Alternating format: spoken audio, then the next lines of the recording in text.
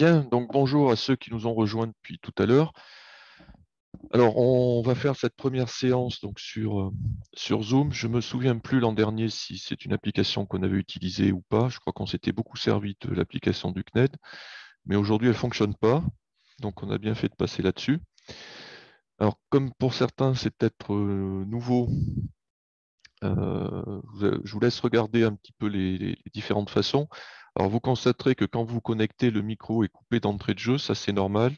Et vous gardez votre micro coupé, sauf quand vous prenez la parole, ça évite d'entendre tout un tas de bruits qui finissent par gêner l'écoute de celui qui parle. Si vous voulez communiquer, donc ce sera à tour de rôle par le micro, vous pouvez aussi communiquer par le chat. Donc le chat sur votre barre d'icône, c'est celui qui s'appelle converser, je crois. Non, discussion, ça ressemble à une bulle. Donc ça vous permet d'envoyer des messages à tout le monde ou de m'envoyer des messages à moi. Dans ce cas-là, vous pouvez choisir le destinataire, c'est-à-dire envoyer à, au lieu de mettre tout le monde, vous faites envoyer à moi, par exemple, pour me donner une réponse sans que les autres la connaissent, enfin en prennent connaissance. Si vous voulez participer pour prendre la parole, normalement, vous avez un petit icône en forme de main qui vous permet de dire que vous voulez participer. Alors cette icône, je ne peux pas vous dire où il est précisément parce que moi, je ne l'ai pas, comme c'est moi qui dirige la réunion. Mais vous devez forcément l'avoir dans la barre d'outils. Alors s'il n'apparaît pas, regardez tout au bout, il y a trois petits points avec marqué plus. Parfois, ça débloque des fonctions supplémentaires. Je ne me rappelle plus précisément où il est. Bon, si vous ne le trouvez pas, ce n'est pas grave, mais ça peut vous permettre de vous manifester si vous avez quelque chose à dire. Alors pour cette première séance, donc qui durera à peu près 3/4 d'heure, je l'enregistre en même temps qu'on est en train de la faire, ce qui fait que ce soir, je la mettrai sur la chaîne YouTube du collège. Je vous enverrai le lien pour pouvoir la réécouter si vous avez besoin. Comme certains ont parfois une connexion qui n'est pas terrible ou d'autres ont carrément pas pu se connecter. Je vous enverrai par l'ENT en même temps que le lien, le diaporama qu'on va utiliser aujourd'hui. Comme ça, vous retrouverez toutes les questions et les réponses. Donc, si à un moment donné, ça a été un petit peu trop vite, vous pourrez reprendre les choses tranquillement. Et puis, s'il y a quand même au bout du compte des points qui sont pas clairs, vous pouvez m'envoyer un message en passant par le NT et puis on verra les choses ensemble. Donc, cette session, elle va s'organiser en 3 temps. D'abord, on va faire un petit exercice flash où on va travailler pour le moment un petit peu tout ce qu'on a fait sur Pythagore. Ensuite, on va corriger les exercices qui étaient à faire. Donc je ne me rappelle plus si c'était. Enfin, on verra, on fera la correction. Et enfin, on retravaillera un petit peu la proportionnalité, parce que la proportionnalité, ça va être le chapitre qui va suivre. Et comme on va perdre 2 semaines, pas complètement perdre 2 semaines, mais on fera 2 semaines en demi-régime, on va profiter des séances pour revoir une dernière fois, puisqu'on en a déjà fait en début d'année, tout ce qui est normalement acquis en fin de 5e. Et on attaquera d'emblée à la rentrée avec les petites nouveautés du programme de 4e. Alors, on démarre tout de suite avec un exercice flash. Alors, pour les exercices qui seront à chercher, contrairement aux exercices qu'on va corriger, que vous avez eu le temps de faire chez vous, pour les exercices flash, je vous laisserai un petit moment pour réfléchir et puis j'interrogerai quelqu'un pour qu'il me donne la réponse. Donc, le temps de réflexion dépendra un petit peu du temps nécessaire pour répondre à la question. Alors, on y va. Donc, exercice flash. Première question. Je voudrais savoir combien vaut 7 au carré. Donc, je vous laisse réfléchir, normalement pas trop longtemps. Et puis ensuite, je vais demander à quelqu'un de me donner la parole. Alors, soit vous pouvez la dire oralement, soit vous pouvez répondre par le chat si vous préférez. Et si c'est possible, c'est à vous de voir. Alors, Elena, 7 au carré, tu peux me dire combien ça vaut?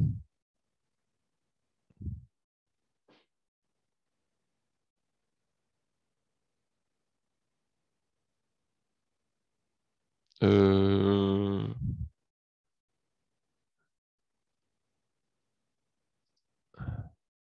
14. Ok, je préfère parce que je vais pas. T'es sûr que ça vaut 14? Vous êtes d'accord avec ça?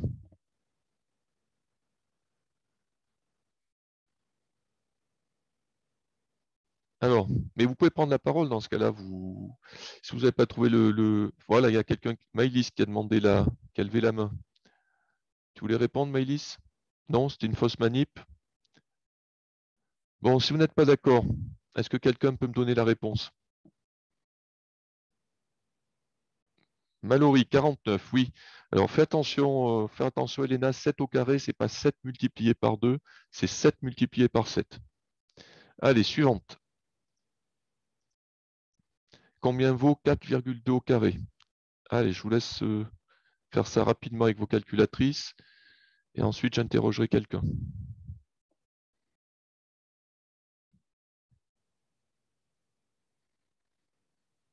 Alors, si vous n'avez pas de calculatrice, pas de papier sous la main, pensez à les prendre parce que ça va vous être utile.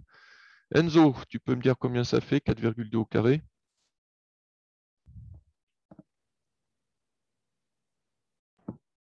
17,64. 17,64. Bonne réponse, très bien. Question d'après. Combien vaut racine carrée de 36? Ah, ça y est. Alors, Louane, elle a trouvé. Elle a levé la main, c'est dans l'icône réaction. Et moi, je n'ai pas d'icône réaction, donc je ne pouvais pas vous l'indiquer. Alors, racine carrée de 36. Normalement, ça ne doit pas être très compliqué maintenant. Alors, Maxence.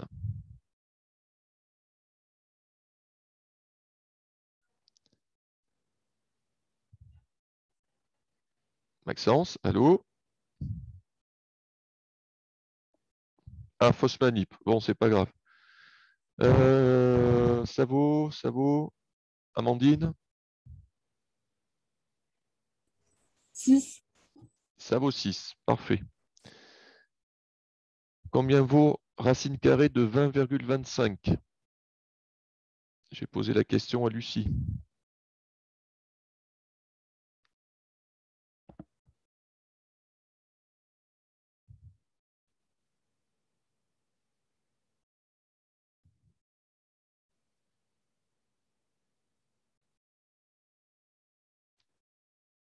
Quatre et demi.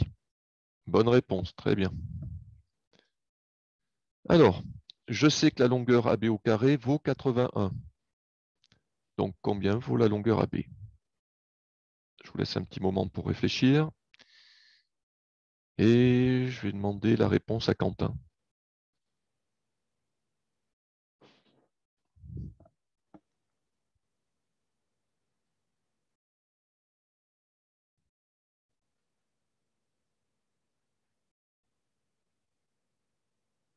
Alors, Quentin, est-ce que tu as trouvé la réponse?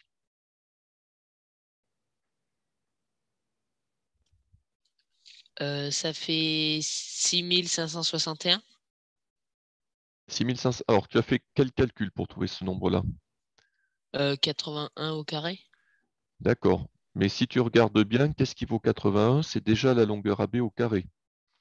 Donc, la longueur AB au carré, ça signifie l'aire du Ah carré bah fait. 9. Voilà, on est d'accord. Donc, l'aire vaut 81. On cherche la longueur du carré qui correspond à une aire de 81. Donc, effectivement, il faut faire la racine carrée, cette fois-ci, de 81, qui fait 9. Question suivante.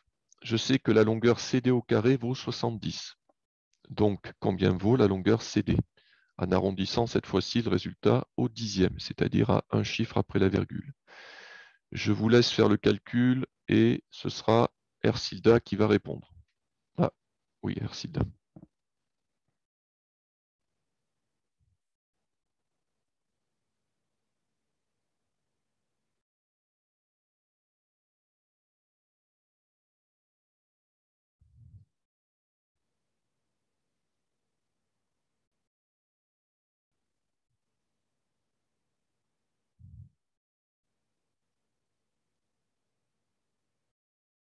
C'est bon? Tu as eu le temps de le faire, Ercilda? Tu as trouvé combien?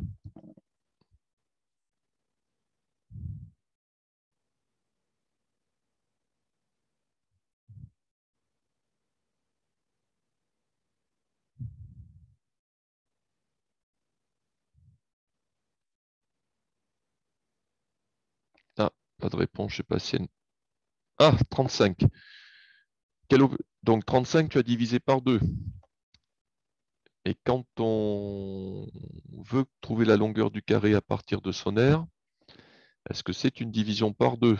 T'en penses quoi, Simon?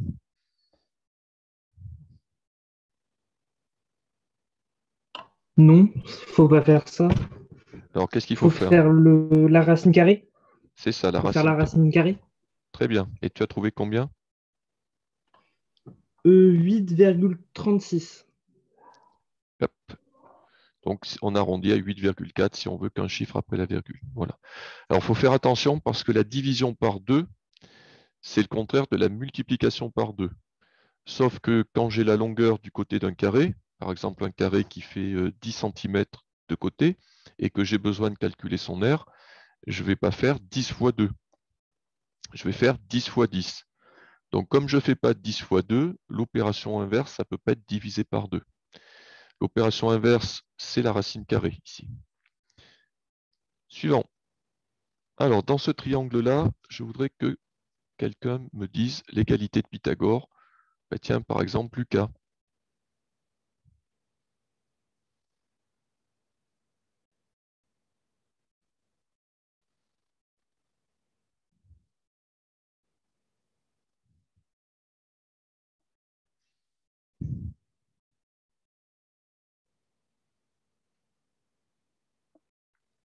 Alors, est-ce que tu connais l'égalité de Pythagore?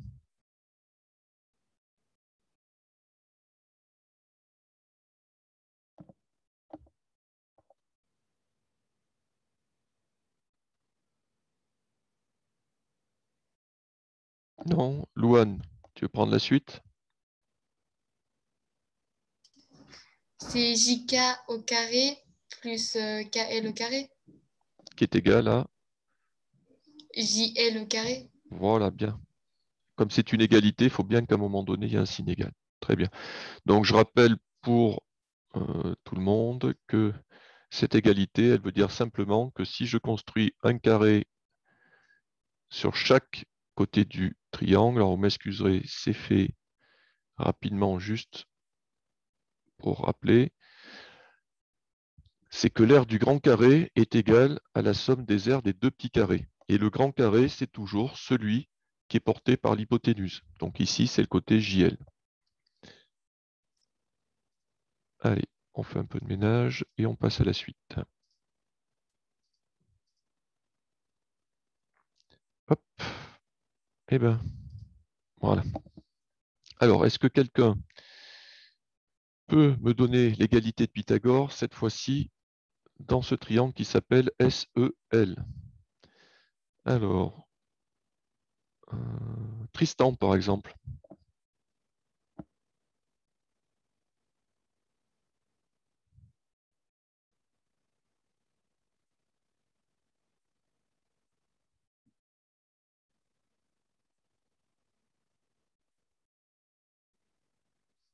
Tu m'entends, Tristan?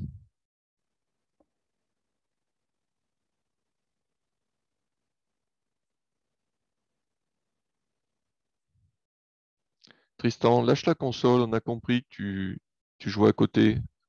Tu m'entends? Ah, ben voilà, ça y est, je viens d'avoir la réponse. Donc, tu m'as dit SE carré plus EL carré égale SL carré. Très bien. Voilà. Alors, on va compliquer un peu les choses. Là, je vous ai mis à l'écran une figure qui est composée de plusieurs triangles rectangles. Donc, on va écrire tour à tour l'égalité de Pythagore dans des triangles différents. Donc, on va commencer par le triangle qui s'appelle AFB. Alors, Enzo, est-ce que tu veux t'en occuper pour le triangle AFB? FA au carré plus AB au carré est égal à FB Allez, il manque un truc, FB au carré. Très bien. FB au carré. Exactement. On continue, toujours dans la même figure, mais cette fois-ci, on va se placer dans le triangle qui s'appelle BCD. Hop. Alors, qui je n'ai pas interrogé encore? Bah, tiens, Noé, par exemple.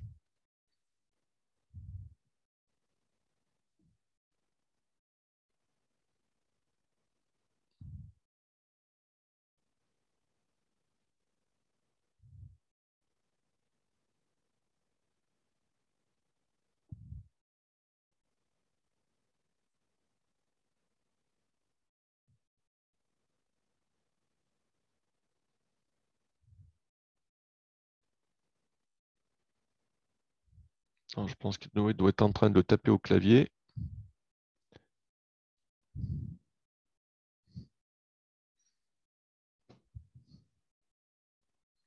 Alors, CE au carré égale CD au carré plus DE au carré. Parfait. Attends, on était bien dans le triangle BCD. BCD. Ah, je crois que toi, tu me l'as écrit je ne regardais pas le même triangle. Oups, oui.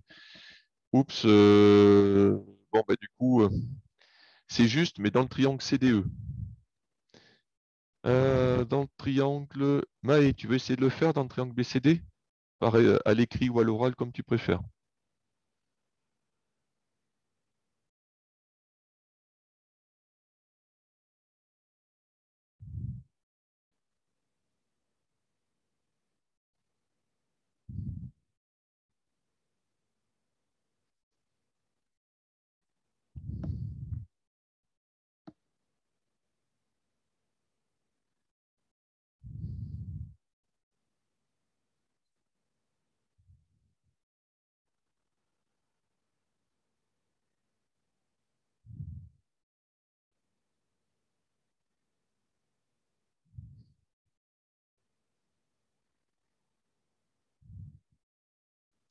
Alors, DC au carré plus DB au carré égale...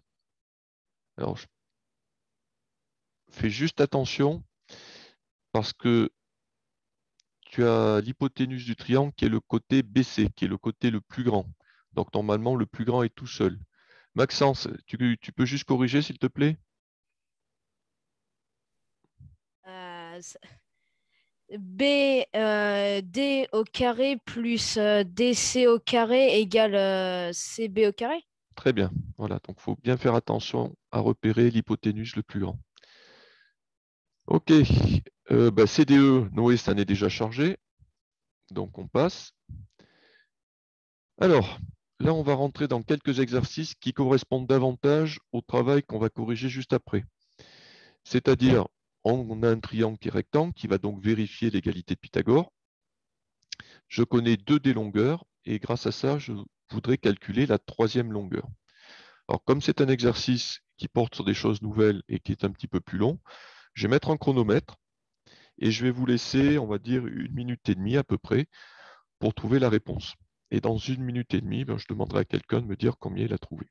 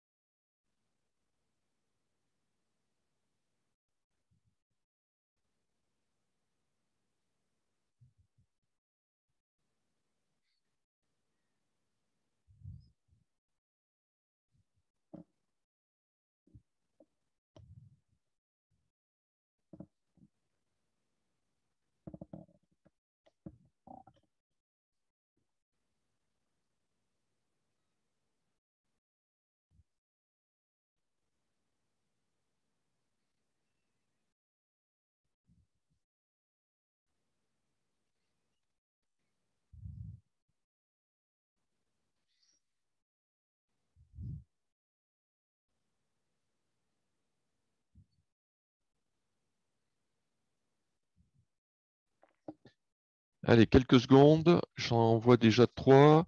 Eh ben, tiens, Elena, puisque c'est toi qui a...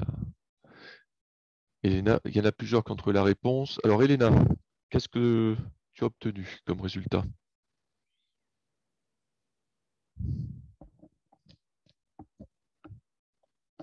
Alors, tu m'as dit 3,6 plus 4,8 égale 8,4. Qu'est-ce que vous en pensez, les autres? Est-ce que quelqu'un a une remarque à faire? Amandine a dit 36. Tristan a dit 6. Ah ben, ce n'est pas les résultats qui manquent. Alors, est-ce que quelqu'un veut prendre la parole pour donner sa réponse? Est-ce que déjà il est d'accord avec ce que Elena a proposé. Enzo?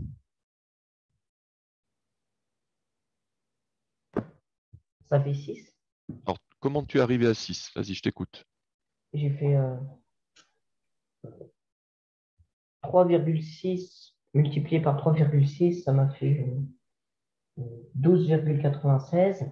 Très Après, bien. j'ai fait 4,8 fois 4,8, ça m'a fait 23,04. Oui. Et après, j'ai fait 12,96 plus 23,04, ça m'a donné 36 et j'ai mis 36 au carré. Enfin, racine carrée de 36. Oui. Alors, eh ben, c'est très bien, c'est la bonne réponse. Donc, on fait 3. Ce qu'il faut savoir, c'est que Pythagore, ça ne marche pas avec des longueurs. Voilà, vous prenez, il y a un triangle rectangle qui est très connu, c'est le triangle dont les côtés font 3, 4, 5. Il est très connu parce que c'est 3 nombres entiers qui se suivent. C'est un triangle rectangle. Par contre, si je fais 3 plus 4, ça fait 7, c'est donc pas égal à 5. En revanche, si je mets les longueurs au carré, 3 fois 3, ça fait 9, 4 fois 4, ça fait 16, 9 plus 16, ça fait 25, et la racine carrée de 25, ça fait 5. Ça marche avec les aires. Donc on fait ce qu'a fait Enzo, donc 3,6 fois 3,6, il a calculé l'aire du carré qui était sur le côté BA. 4,8 fois 4,8 ou 4,8 au carré, il a calculé l'aire du carré qui était sur le côté AC. Donc là, on connaît maintenant les aires des deux petits carrés du triangle. On les additionne et la somme donne l'aire du grand carré, c'est-à-dire le carré de côté BC, qui fait donc 36. Mais une fois qu'on connaît l'aire, si on veut trouver la longueur, on a besoin d'utiliser la racine carrée. Donc là, je vous l'ai rédigé complètement. Comme ça, si vous voulez, après avec le diaporama, si vous voulez vous entraîner, vous aurez la réponse. Mais il faut bien penser qu'on travaille à partir des aires. Et Pythagore vous donne une aire. Quand vous trouvez 36, en fait, vous connaissez l'aire du carré qui serait sur l'hypoténuse BC. Mais l'aire, ensuite, pour avoir de l'aire, pour trouver la longueur du côté, ça vous demande une petite étape supplémentaire, c'est-à-dire prendre la racine carrée. Allez, on en fait un autre. Je pense que ce sera le dernier pour les exercices flash. Bon, de toute façon, il nous reste une vingtaine de minutes, donc si on veut avoir le temps d'avancer, il faut qu'on passe à autre chose. Alors, je vous laisse, comme l'autre, 1 minute et demie pour essayer de trouver une réponse. Et puis, si vous, une fois que vous avez trouvé la réponse, vous levez la main pour dire que c'est OK.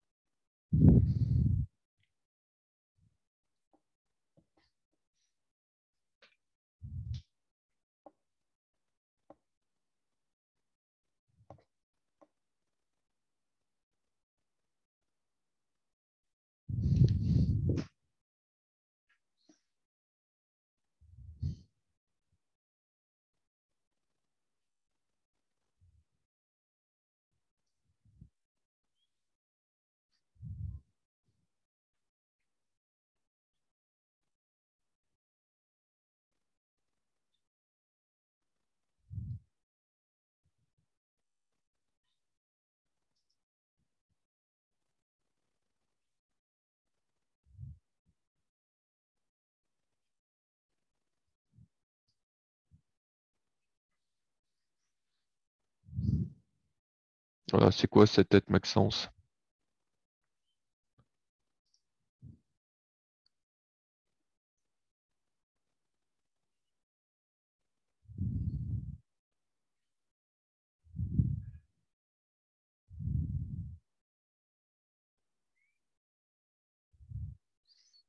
Allez, on est arrivé au bout du temps.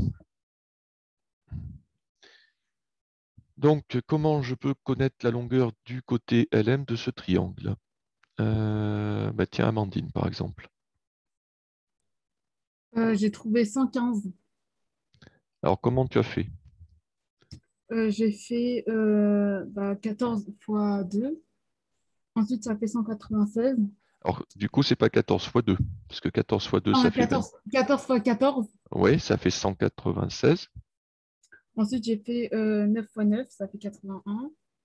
Et qu'est-ce que tu Ensuite, as fait? Oui, j'ai fait 196 moins 81, ça fait 115. ça fait 115. Donc, si je fais le bilan, 14 fois 14, tu as calculé l'aire du carré qui était sur l'hypoténuse Ln. 9 fois 9, 81, tu as calculé l'aire qui était sur le côté Mn. Et ensuite, pour calculer l'aire du carré qui était sur le côté Lm, cette fois-ci, tu as fait ta soustraction. Oui, Très bien. Donc, on sait que ce carré, celui qui est sur le côté Lm, a une aire de 115. Mais 115, c'est l'aire du carré. Comment je fais maintenant si j'ai besoin de calculer sa longueur?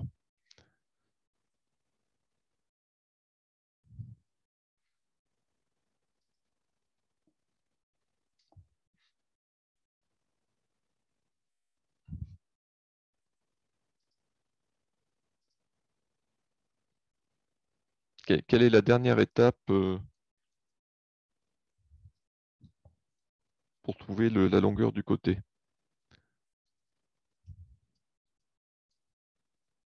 Qu'est-ce qu'il faut utiliser comme outil? Oui, on utilise la racine carrée, très bien. Donc la racine carrée de ce qu'on a obtenu, 215. Voilà, ce qu'il faut avoir à l'esprit, c'est qu'en fait, Pythagore, ce n'est pas une égalité qui est symétrique, puisque d'un côté, on a une addition, et de l'autre côté, on a un nombre qui est tout seul. L'aire du grand carré, c'est égal à la somme des aires des deux petits carrés. Donc si je connais les aires des deux petits côtés, enfin pardon, si je connais les longueurs des deux petits côtés du triangle, ce qui dans la figure qui est là, ça serait LM et MN, je vais pouvoir calculer l'aire des deux petits carrés. Il faudra par conséquent que je les additionne si je veux connaître l'aire du grand carré. Mais si je connais l'aire du grand carré et l'aire d'un des petits carrés, par contre, je serai obligé de faire une soustraction pour trouver l'aire du troisième carré. Parce que comme c'est l'hypoténuse qui est le côté le plus grand, si jamais j'additionne les aires des deux carrés, je vais trouver quelque chose d'encore plus grand. Et ça ne sera pas possible. Et bien, pensez toujours à la racine carrée, puisque Pythagore vous permet juste de calculer une aire et ne vous permet pas de trouver une longueur. Tu voulais dire quelque chose, Tristan?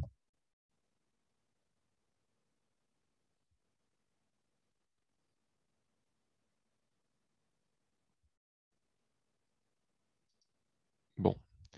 Alors, je vous avais demandé de faire, je crois, les exercices 1 et 2 de la photocopie. Donc, on va les corriger. Ça va vous permettre de voir si ce que vous avez fait est correct et si vous avez des questions. Et hop, décidément, ma souris a tendance à sauter des pas. Alors, le premier exercice, donc il fallait raccrocher chaque triangle à la bonne égalité de Pythagore. Donc, bon, mais ça, je vous l'ai déjà corrigé. Je pense que ce n'est pas ce qui posera le plus de difficultés. Je vous laisse regarder. Et puis, on va passer ensuite à l'exercice 2.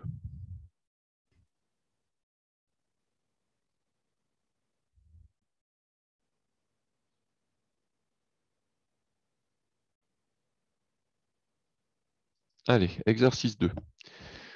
Donc, figure par figure. Donc, pour chaque triangle, chacun des 4 triangles que vous aviez, il fallait calculer la longueur qui était marquée par le point d'interrogation. Alors, on y va. Pour celui-là, est-ce que quelqu'un veut s'occuper de corriger, de donner la réponse? Ben, Tristan, par exemple?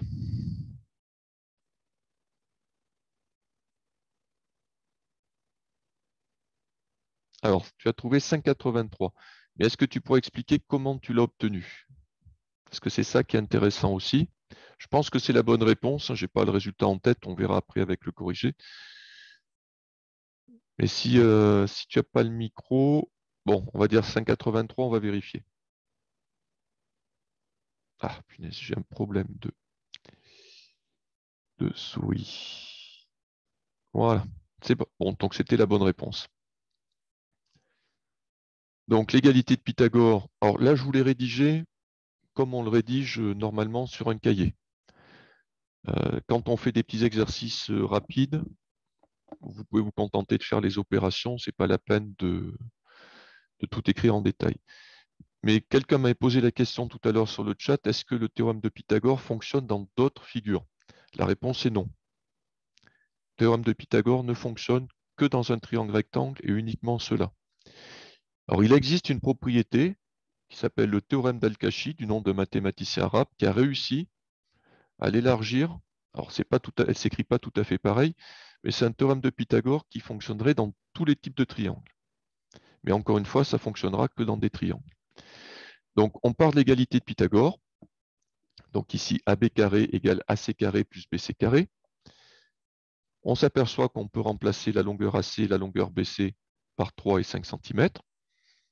On calcule 3 au carré, 5 au carré, ce qui nous fait un total de 34. Mais encore une fois, 34, ça correspond à l'aire du grand carré qui serait sur l'hypoténuse. Si maintenant on veut connaître la longueur du côté de ce carré, on doit passer par la racine carrée de 34, qui fera donc à peu près 5,8. Il y en a qui font mumuse avec les émoticônes, là, mais du coup, je ne sais pas trop ce qu'ils veulent me dire. Bon, deuxième. Alors, on est dans le triangle DEF, et cette fois-ci, je veux calculer la longueur DF. Noé, tu t'en occupes?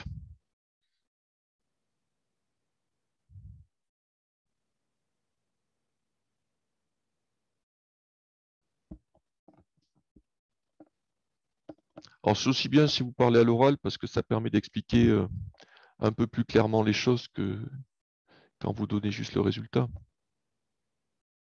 Mais vous faites comme vous voulez. Ah, alors, il faut que je te démute. Hop.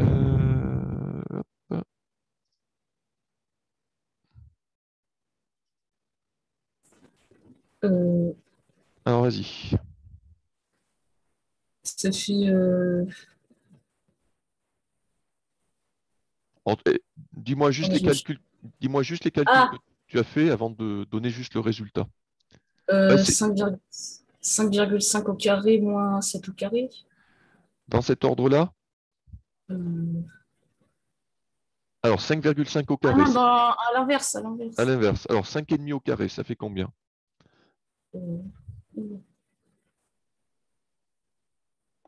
Ça fait 30,25. 30,25. Donc, l'aire du carré de côté DE fait 30,25 cm². Ensuite, 7 fois 7, ça fait 49. 49. Ça, c'est pour le carré qui est sur l'hypoténuse. Et ensuite, qu'est-ce qu'on fait de ces deux-là? Tu m'as dit on les soustrait. Donc, on fait 49 moins 30,25. Et 49 moins 30,25, ça fait 18,75. Parfait. Donc, le carré qui est sur le côté DF a une aire de 18,75 cm². Et maintenant, comment on obtient sa longueur? On fait la racine carrée de 18,75. C'est ça, et tu as trouvé combien? Et ça fait 4,34. Oui, à peu près 4,3. Bon, pour les longueurs, c'est rare qu'on aille plus d'un chiffre après la virgule, parce que de toute façon, ensuite, on n'a pas moyen d'être plus précis avec une règle. Voilà, donc ici, c'est l'autre situation. Là, je vous l'ai rédigé complètement. Alors, c'est un tout petit peu plus long, parce qu'ici, on ne va pas pouvoir additionner directement les deux résultats qu'on obtient quand on met 5,5 et 7 au carré, on va être obligé de les soustraire. Mais l'égalité de Pythagore, ce qui est important, par contre, pour ne pas faire d'erreur, c'est que l'égalité de Pythagore, elle s'écrit toujours de la même manière. C'est-à-dire, c'est toujours l'hypoténuse au carré qui est égale à la somme des deux autres carrés. Mais jamais, on ne met jamais tout seul. Enfin, on n'a pas le droit d'écrire, par exemple, df au carré égale DE au carré plus EF au carré. Ça ne marchera pas. Ceux qui sont à l'aise peuvent directement dire que ça sera une soustraction, mais voilà, on part de l'égalité de Pythagore, on remplace la longueur FE par 7, on remplace la longueur DE par 5,5, 7 fois 7, 49, 5,5 fois 5,5, 30,25.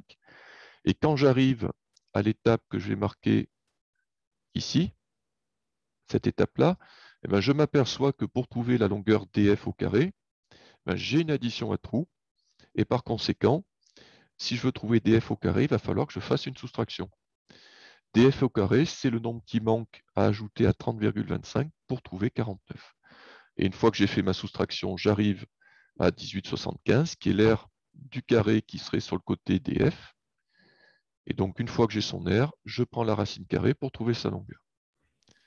Ok, bien Noé. Suivant.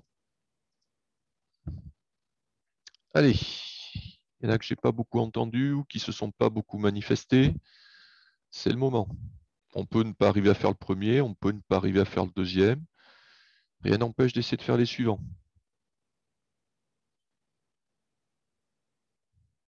Alors, Tristan a levé la main, mais il avait déjà participé. Moi. Bon, mais Enzo, alors, je cède à la pression, vas-y.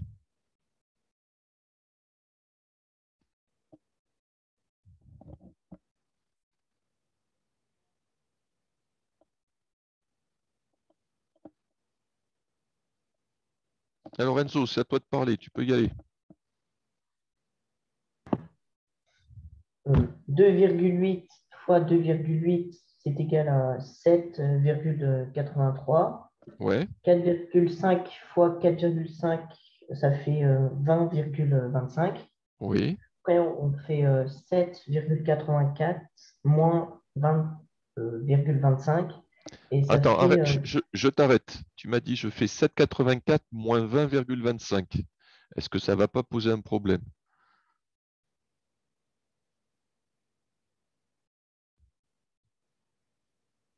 Tes calculs de départ sont très bons, mais là, tu veux faire en gros 7 moins 20. Est-ce que ça va être possible?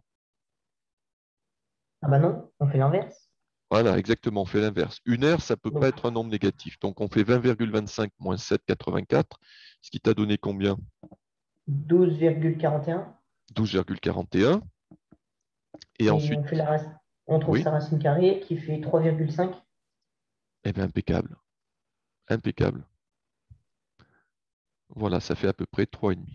Alors, c'est très rare qu'on trouve une longueur, on trouve une racine carrée qui donne un nombre entier ou un nombre qui se finit juste après un ou deux chiffres après la virgule. Souvent, c'est un nombre très très long, donc on est obligé de l'arrondir.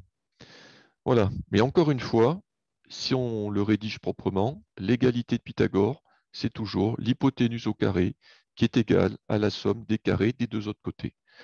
Je remplace GH par 4,5, je remplace IH par 2,8, je fais les calculs 4,5 au carré, 20,25, 2,8 au carré, ça fait 7,84, c'est ce que disait Enzo.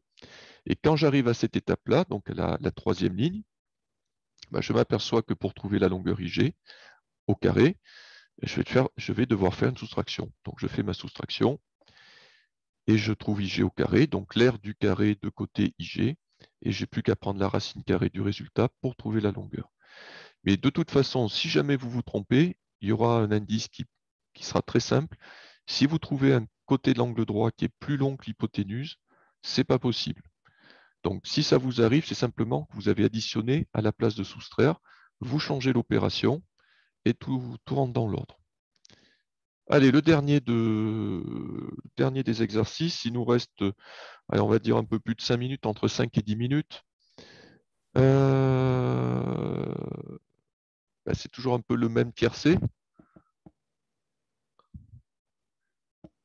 Il y en a que j'entends parler beaucoup plus en classe et qui sont beaucoup plus silencieux quand c'est à distance. Je ne citerai personne, ils se reconnaîtront. Ou alors se dire qu'ils n'ont pas fait leurs exercices. Bon, Noé, alors.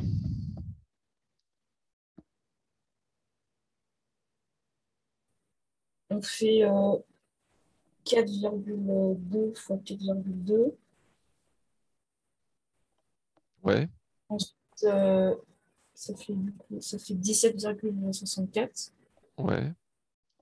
Ensuite, Attends. on fait 6,3 fois 6,3. Mhm. Ça fait 39,69. Oui. Donc après, on fait... Oh mince. J'ai Tu oublié, ça fait combien? avais fait une soustraction? Oui. Non, mais c'est pas grave. J'ai oublié de laisser une diapositive avec que le triangle. J'ai mis directement la solution. Donc, ça fait 57,33. Et après, Oui, c'est ça. Bah, après, on fait la racine carrée de 57,33. d'accord. Et là, du coup, ça fait 7,6. Euh, Donc, il n'y a pas de... Il n'y a pas de problème. Là, inversement, si jamais vous trouvez une hypoténuse qui est plus courte que les autres côtés, là aussi, c'est qu'il y a un problème. Donc, il faut juste vérifier souvent, c'est qu'on a fait une soustraction au lieu de faire une addition. Ah. Hop, attendez, je réponds à une question et on passe à la suite.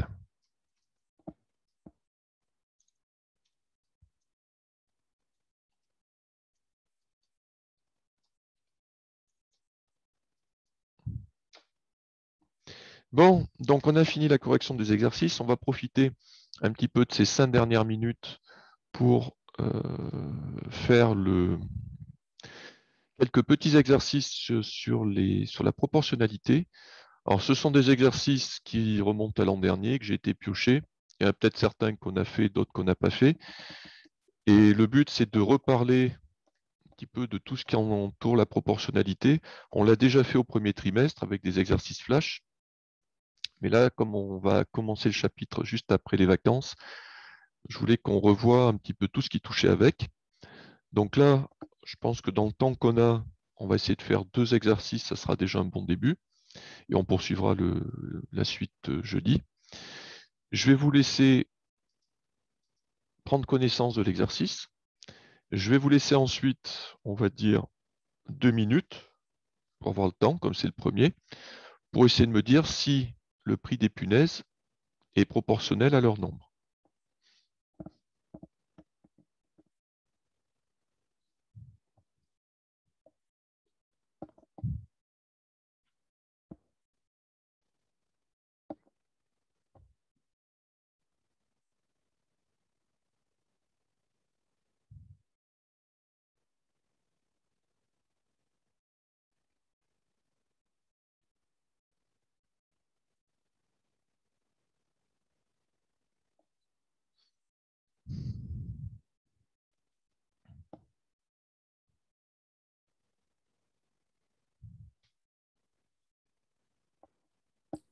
Bon, vous avez encore eu un peu plus d'1 minute. C'était juste pour dire qu'il y a plusieurs réponses, plusieurs façons possibles d'y parvenir. Donc, on essaiera un petit peu de faire le tour des différentes idées.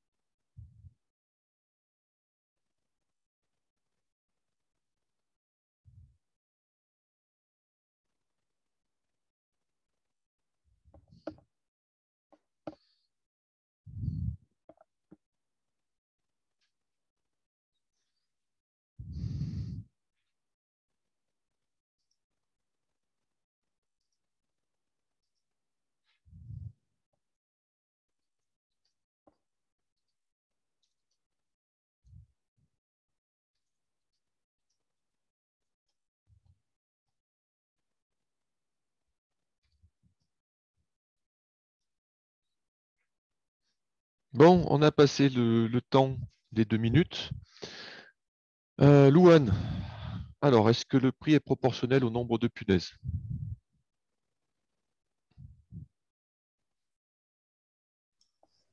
Oui, Alors, comment tu l'as démontré? j'ai fait 1,30 divisé par 20. Ça fait 0,65.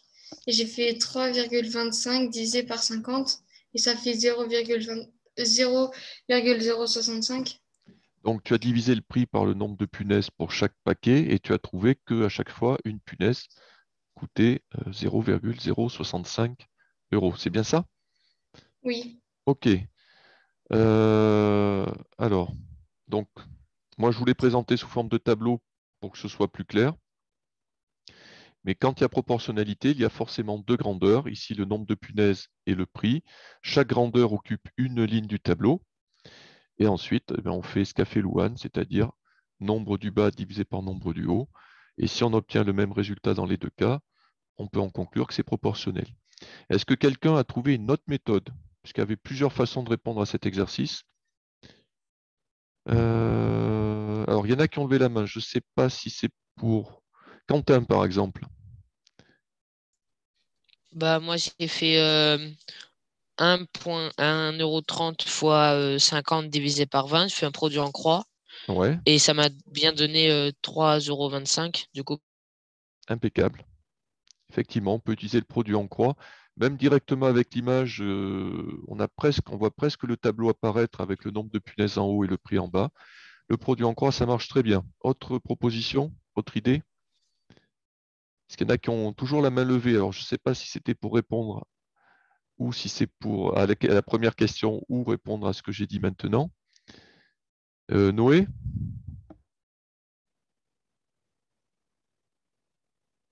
Alors, on inverse, c'est-à-dire les deux lignes du tableau? Oui.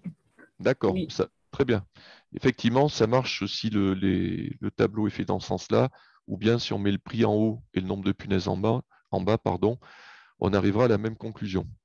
Moi, j'en avais vu une autre, donc, qui est un peu plus compliquée, mais pour passer de 20 à 50, on multiplie par 2,5. Et si je fais 1,30 € multiplié lui aussi par 2,5, j'arrive à 3,25 €. Mais bon, l'idée du tableau, le produit en croix, c'est parfait. Allez, dernier exercice pour aujourd'hui. Ce ne sera pas très très long. Je vais vous laisser une petite minute pour réfléchir, mais je pense que ça ne posera pas de gros soucis. Un boulanger a affiché le panneau ci-dessous. Je veux savoir si c'est une situation de proportionnalité. On va d'abord répondre à cette question et on verra ensuite pour la question 2.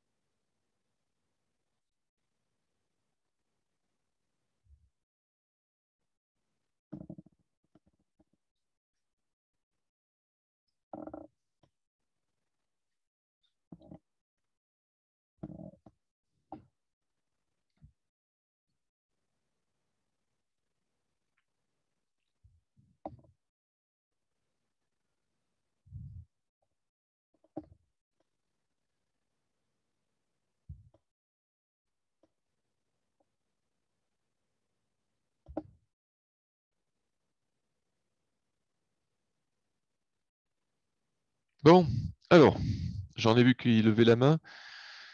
Est-ce que c'est une situation de proportionnalité? Alors, je vais regarder un peu du côté de ceux que je n'ai pas tellement entendus.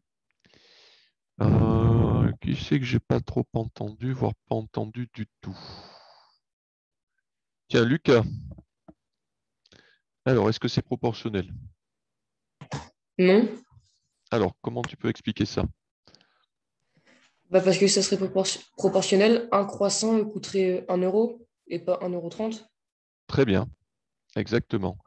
Un croissant coûte 1,30 € et 5 croissants coûtent 5 €. C'est-à-dire que si je les achète par 5, chaque croissant me coûte 1 €. 1 € et ça ne peut pas être proportionnel, sinon un croissant devrait toujours coûter le même prix.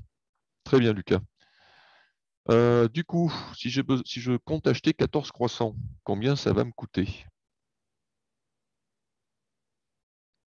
Alors, est-ce que quelqu'un peut répondre à cette question-là?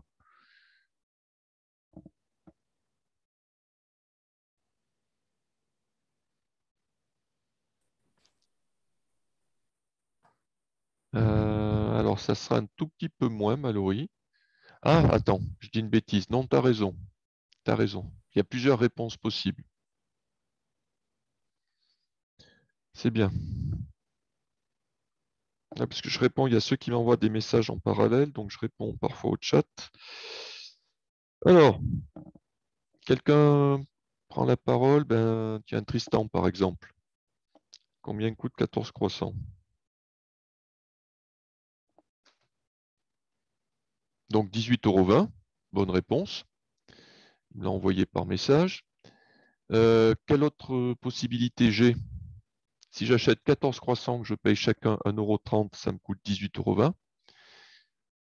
Mais je peux les acheter aussi comment?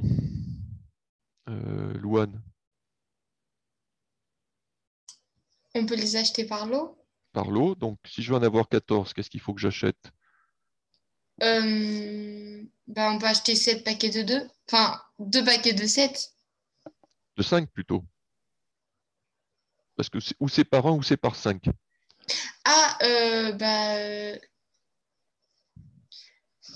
on peut acheter 2 paquets de 5 Ouais, et 4 croissants à l'unité.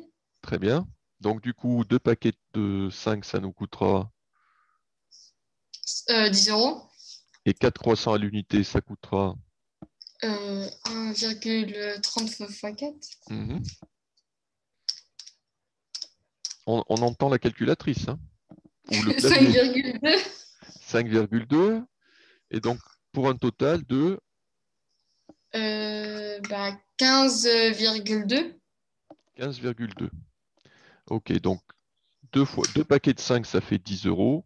4 croissants à 1,30 €, ça fait 5,20 €, ce qui fait un total de 15,20 €. C'est 3 euros moins cher que de les acheter à l'unité.